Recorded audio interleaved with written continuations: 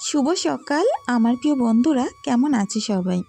আশা করছি সকলে অনেক বেশি ভালো আছো। আমরাও না বেশ ভালো আছি। ভারতের ছোট্ট একটি গ্রাম থেকে আমি রূপা, ব্লগার রূপা চ্যানেলে সকলকে স্বাগত জানিয়ে আজকের ব্লগটি শুরু করছি। চলো, আজকের সকালটা একটু অন্যরকমভাবেই দেখাচ্ছি।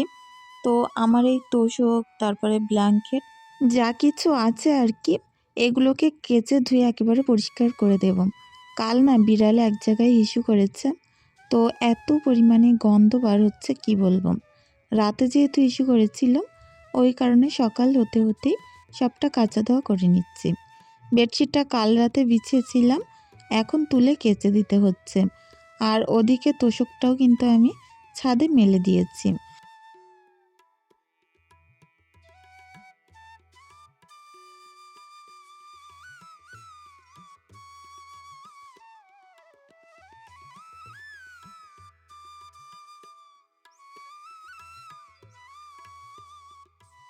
বিড়াল জিনিসটা পুষতে কিন্তু অনেক ভালো লাগে, কিন্তু এরকমভাবে যদি দুষ্টুমি করতে থাকে বলো কার না ভালো লাগে। তো ওই কারণে আজকে একটা পেটিতে জায়গা করে বাইরে দিয়ে দেব, যার কারণে ও ওখানেই থাকে। তো চলো, সুন্দর করে আগে আমার বিছনা টিছনাগুলো গুছিয়ে নিই। প্রত্যেক দিন প্রচুর কাজ থাকে, তারপরেও চেষ্টা করি কাজগুলোকে প্রত্যেক দিন নতুনত্বর সঙ্গে নতুনভাবে গুছিয়ে নেওয়ার জন্য। দেখো, কাজ তো একই থাকে কিন্তু আলাদা রকম, ধরনটা কিন্তু একটু অন্যরকম হয়ে থাকে। তো এত বিছনা কাতা যে এখন নোংরা হয় কি বলবো। সকালবেলা উঠে খাট গোছাতেই যেন আধা ঘন্টা 1 ঘন্টা লেগে যায়। তো এরপরে তো আরও প্রচুর কাজ থাকে। ইদানিং করে আরও একটা ডিউটি বেশি হয়েছে, সেটা হচ্ছে সিমরানকে স্কুলে নিয়ে যাওয়া, আবার রেখে আসার সময় আবার নিয়ে আসা। স্কুল গাড়ি যেহেতু যাচ্ছে না, তো বলল 3-4 তারিখ থেকে হয়তো যেতে পারে, তো এই পর্যন্ত আনা নেওয়া করতে হবে। তো দেখো, এদিকে ব্ল্যাঙ্কেটগুলো ভাঁজ করে রাখলাম, আর এখন বালিশগুলো এক কর্নারে রেখে এই যে বিছনার চাদরটা পেতে নিচ্ছি। এটা হচ্ছে পরের দিনকার ব্লগ, কারণ আগের দিন দেখলে আমি তোশক যা যেখানে ছিল সবটাই মেলে দিয়েছি, আর এটা পরের দিন সকালবেলা সব কিছু আবার পেতে নিচ্ছি। তো আগের দিনকার ব্লগটাও ভেবেছিলাম শ্যুট করব, কিন্তু করতে পারিনি। ফোনের স্টোরেজ বারবার ফুল হয়ে যাচ্ছে, কোনো রকম কাজ করতে পারছিলাম না। ওই কারণে পরের দিন ঠিকঠাক করে নিয়ে তারপরে আবার কাজ শুরু করলাম। তো কি জানো তো, আমরা যেহেতু ফোন দিয়ে কাজ করি, আমাদের ফোনটাকেও আগে ঠিকঠাক রাখতে হয়। একদিন খারাপ হয়ে গেলে আমাদের কিন্তু সেই দিনটার কাজগুলো আমরা শেয়ার করতে পারি না। তো অনেক রকম প্রবলেম, বাচ্চা কাচ্চা নিয়ে, ছোটোখাটো বাচ্চা নিয়ে বিশেষ করে ভিডিও দেওয়া অনেকখানি সমস্যা। তারপরে চেষ্টা করছি জায়গাটায় যখন আছি একটু কষ্ট হলেও ধরে রাখতে। জানি না কতদিন এইভাবে ধরে রাখতে পারবো। সামনে তো ঈশার স্কুলে ভর্তি আছে, তখন এই সকাল সকাল আমাকে বেরিয়ে যেতে হবে। আর বলতে পারো ওই 3-4টে বেজে যাবে বাড়িতে আসতে আসতে। তো সেই সময় দিনগুলো আমি যে কীভাবে তোমাদের সঙ্গে শেয়ার করব, সেইটাই না বুঝতে পারছি না। তো এখানে একটা ফ্লাওয়ার্স ভ্যাসে দেখো সুন্দর করে ফুলগুলো রেখেছি, তারপরে একটা ময়ূরের পালক গুজে রেখেছি। ওটার কারণে কিন্তু একটু জায়গাটা অনেক সুন্দর রকম লাগছে। কি জানো তো, দেখবে যে কোনো জিনিস সবার যদি একই রকম থাকে দেখতে ভালো লাগে না, একটু আলাদা রকম আনতে পারলে সেটা দেখতে আরও বেশ ভালো লাগে।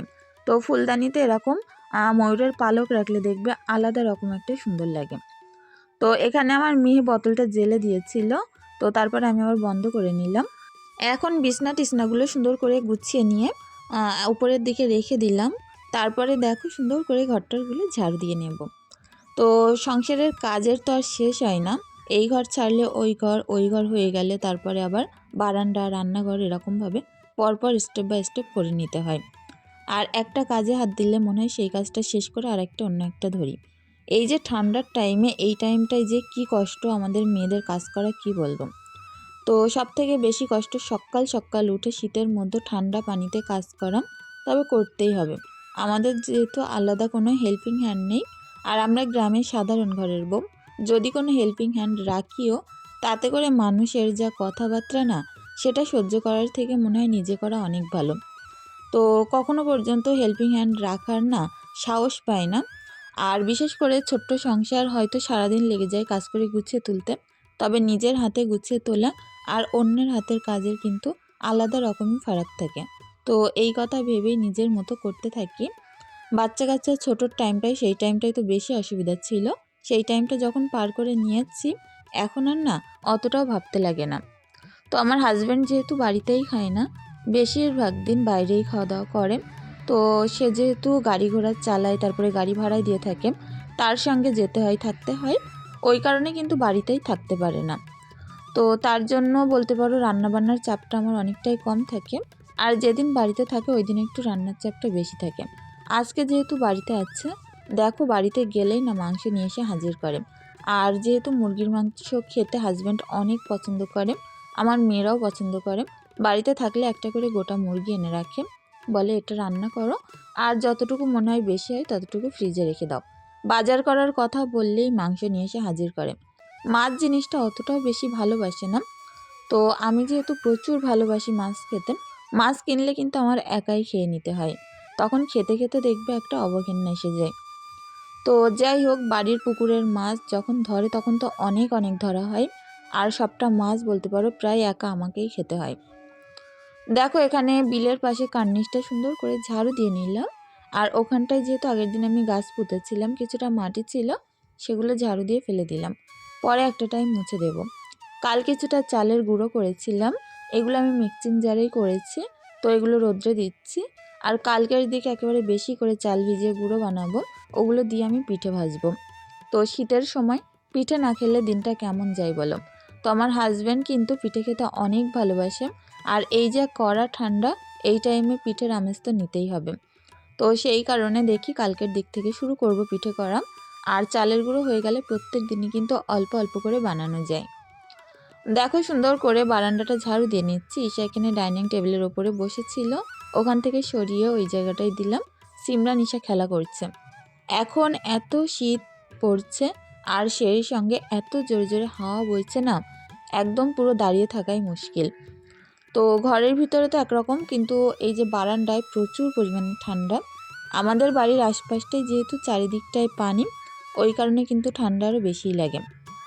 তো যাই হোক, সুন্দর করে দেখো বারান্দাটা পরিষ্কার করে নিলাম। আর কাঁপতে কাঁপতেই বলতে পারো কাজ করছি।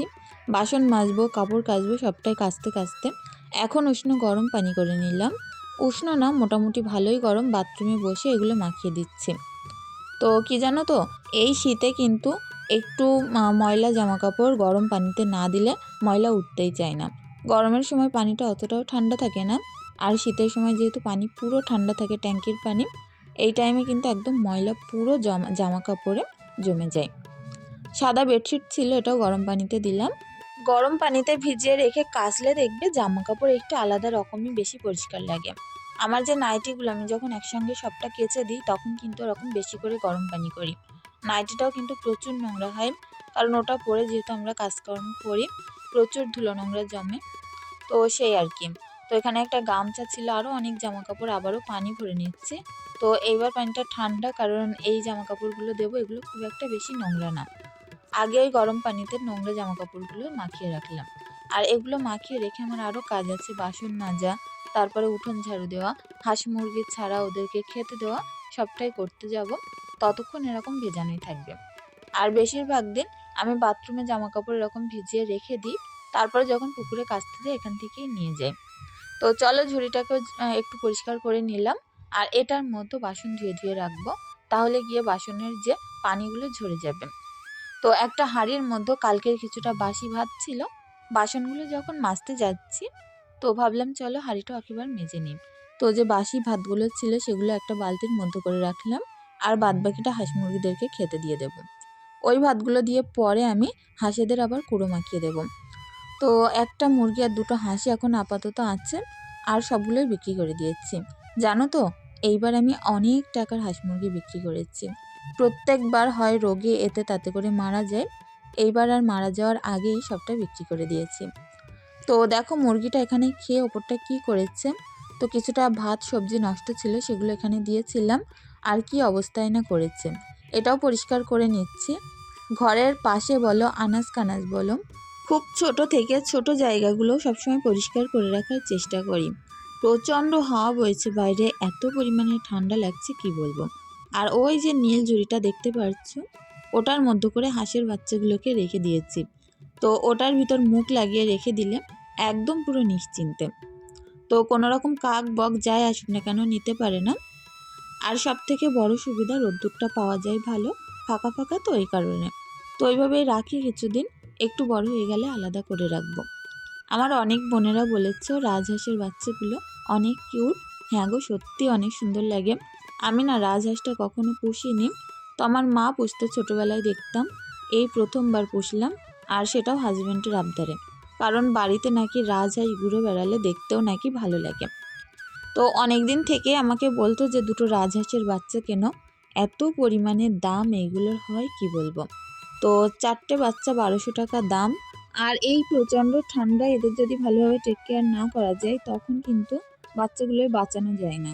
তো বলতে পারো সারাদিন রোদ্রে রেখে খাবার দিয়ে রাখি, আর যেই না বিকাল হয় তুলে নিয়ে একটা পেটির মধ্যে ল্যাম্প জ্বালা আছে, তো ওই ল্যাম্প জ্বালানো অবস্থায় সারা রাত রেখে দিই। লাল রুমের তলায় থাকলে গরমে বেশ ভালোই থাকে। তো সারা রাত কারেন্ট পুড়িয়ে রাখতে হয়, আর তা বাদে ওদের খাবার দেওয়া, গুঁড়ো বদলিয়ে দেওয়া, এরকম তো আছেই। তো যাই হোক, এখানে প্রচুর বাসন নিয়ে এসেছি, এগুলোকে মেজে আমাকে কমপ্লিট করতে হবে। আর কাজগুলো তাড়াহুড়ো করে করার একটাই লক্ষ্য যে আমার হসপিটালে যেতে হবে। আজ আমার ভ্যাকসিনের ডেট আছে। আগের দিন যে বিড়ালে কামড়েছিল, তো ওই দিন 2টো দিয়েছিল ভ্যাকসিন, আবার আজকে ডেট আছে, আজকে দিতে হবে। এরকমভাবে 3টে 4টে ডেটে গিয়ে ভ্যাকসিনগুলো কমপ্লিট করতে হবে। তো সেই কারণে অনেক তাড়াহুড়ো করে করছি। মুরগিটা বাছা কোটা করে রেখেই চলে যাব, আর এসে আমি রান্না করব। তা নয় না আমি সব কিছু একা সামলে উঠতে পারবো না। আর হাজব্যান্ড যেহেতু বাড়িতে আছে, বাচ্চা দুটোকে রেখে যাব, তাড়াতাড়ি হয়ে যাবে। তো আমি কোথাও গেলে কিন্তু আমার হাজব্যান্ড বাড়িতে থাকলে চিন্তা করতে হয় না, কারণ মেয়ে দুটোকে হাজব্যান্ড রেখে দেয়। কারণ আমার কাছে থাকার চাইতে ওর পাপার কাছে বেশি ভালো থাকে। বিশেষ করে স্কুটি চালিয়ে যাব, তো এই টাইমে যা প্রচুর ঠান্ডা হাওয়া লেগে কিন্তু শরীর খারাপ হবে। আর ভ্যাকসিন দিতে গেলে একদমই সময় লাগে না, যেই সেই কিন্তু হয়ে যায়। তো আমার টিকিট যেহেতু এন্ট্রি করা আছে, এখন কোনো লাইনও দিতে হবে না, কিছুই না। 5জন নিয়ে তারপরে দিয়ে আসলে হয়ে যায়। সুমি ইসলাম প্রোফাইল থেকে বোন অনেক সুন্দর কমেন্ট করেছো, আর অনেক দিন পরে কমেন্ট করেছো, অনেক ভালো লাগলো। তো বোন যেহেতু গ্রামের ছুটিতে ছিল এটা বলেছো, তার জন্য 1 মাস পর থেকে ভিডিও দেখা শুরু করেছো। অনেক অনেক ভালোবাসা রইল বোন। আমার কথা যে মনে আছে, মনে করে আমার পাশে আছো, সত্যি অনেক ভালো লাগলো। শাইনিং হীরা প্রোফাইল থেকে বোন বলেছো, আপু নতুন বছরের অনেক অনেক শুভেচ্ছা। আর রাজহাঁসের বাচ্চাগুলো অনেক কিউট। হ্যাঁ গো, সত্যিই কিউট। আর তোমাদেরকেও জানাই নতুন বছরের অনেক অনেক ভালোবাসা। সকলের এই বছর কাটুক আরও সুন্দর আনন্দের সঙ্গে, আর সমস্ত ক্লান্তি গ্লানি দূর করে আরও সুন্দর চনমনাভাবে বছরটা আমরা যেন কাটাতে পারি। প্রত্যেকের স্বামীর ইনকামে যেন আয় বরকত বাড়ে, এটাই দোয়া করি। তো সকলের জন্য অনেক দোয়া ভালোবাসা রইল নতুন বছরের জন্য। ইসলামিক ক্লিপ প্রোফাইল থেকে বোন বলেছ, উত্তর 24 পরগনার বারুইপুর থেকে আমি বলছি। তো আগের দিন আমি ভুল বলেছিলাম, তো যাই হোক, কমেন্টটা হয়তো দেখতে ভুল করেছি, আর তা নয় জায়গার নামটা হয়তো ভুল ছিল, যার কারণে ভুল হয়েছে। অনেক অনেক ভালোবাসা রইল। বারুইপুরের কথা শুনতেই মনে হলো, বারুইপুরে আমার হচ্ছে একটা কাকার বাড়ি। তো যাই হোক, অনেকটা ভালো লাগে। আর সত্যি জায়গাটা আমার অনেক প্রিয় জায়গা। ছোটোবেলায় যখন আমার দাদা দাদি বেঁচে ছিল, ওখানে গিয়ে আমরা কত দিন করে থাকতাম, ঘুরতাম, তারপরে বাড়িতে আসতাম। তো সেই সকল দিনগুলোর কথা এখন অনেক মনে পড়ে। এখন তো আর দাদা দাদি নেই, শুধু আমার কাকাই আছে।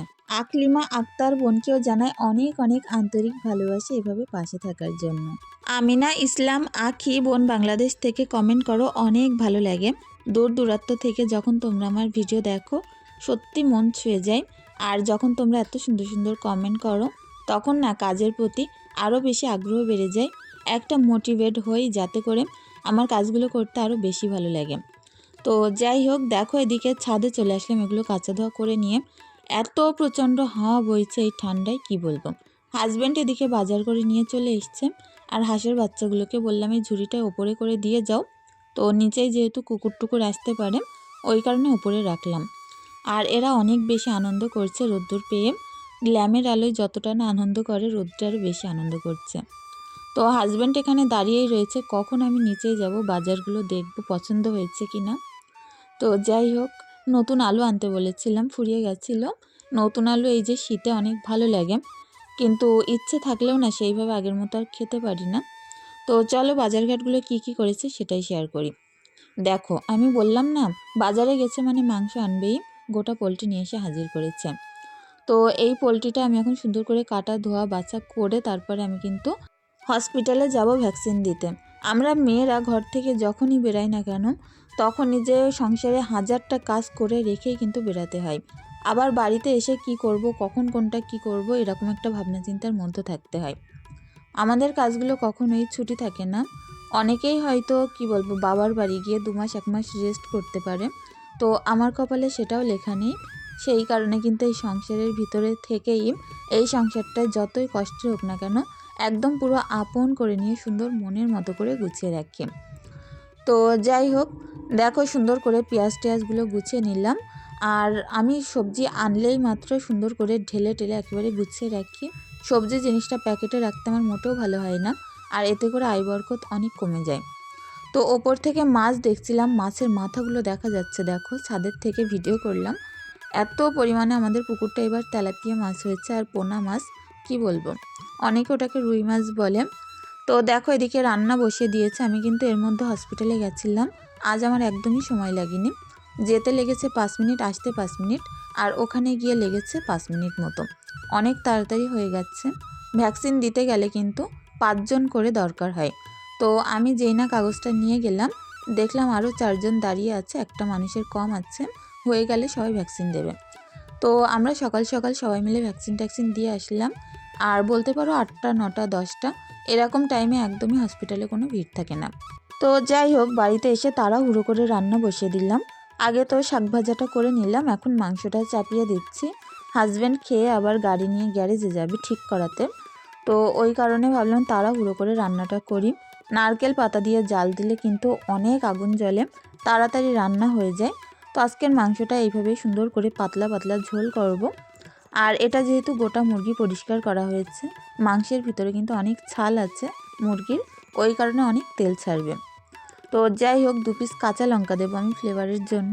আগে দেখতাম মাংসের মধ্যে কাঁচা লঙ্কা কেউ দিত না। তো এক জায়গায় গিয়ে খাওয়ার পরে দেখেছিলাম একজনা কাঁচা লঙ্কা দিয়ে মাংস বানিয়েছিল। তার যে এত দারুণ একটা ফ্লেভার আসছিল কি বলবো। ওই কারণে আমি 2-3টে করে দিই একটু ফ্লেভারের জন্য। আর যখন ভাতটা মাংস দিয়ে মেখে খাই, তখন কিন্তু এই কাঁচা লঙ্কাটা ভাতের সাথে মেখে খাই, অনেক ভালো লাগে। তো যাই হোক, সুন্দর করে কষিয়ে এখন ঝোল দিয়ে দিলাম। আর এরপর একটুখানি জয়ফল, জয়ত্রী আর গরম মশলার গুঁড়ো দিয়ে কাঁচা লঙ্কা দিয়ে আমি নামিয়ে নেব। তো আজকের ভিডিওটি বন্ধুরা আর বেশি দূর বাড়াতে পারিনি। তো দেখো এখন রান্নাটান্নাগুলো কমপ্লিট করে নিয়ে সুন্দর করে রান্নাঘরটা ঝাড়ু দিয়ে নেব। আজকের ভিডিওটি এখানেই শেষ করছি। সকলে অনেক ভালো থেকো, সুস্থ থেকো, আমাদের জন্য একটু দোয়া